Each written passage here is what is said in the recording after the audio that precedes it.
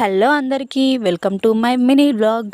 ఊర్లలో మన ఇంట్లో వాళ్ళు చనిపోయిన వాళ్ళకి అన్నం పెడతాం కదా పండగలప్పుడు. అట్లా పెడదామని మార్నింగే మా మమ్మీ అందరం కలిసి తొందరగా పూజ కంప్లీట్ చేసుకొని ఇక వండేసి ఇక మా తాతకి మా డాడీకి ఇద్దరికి ఫొటోస్ క్లీన్ చేసి బొట్టు పెట్టి ఫ్లవర్స్ పెట్టేసి ఇక ఫుడ్ రెడీ చేస్తున్నాం, ఫుడ్ పెడుతున్నాం. ఇక bagara rice, mutton curry, chicken, పూరీలు. ఇక వాళ్ళు తాగేది ఏం తాతారు, మందు తాతారు, థమ్స్అప్ ఇట్లా.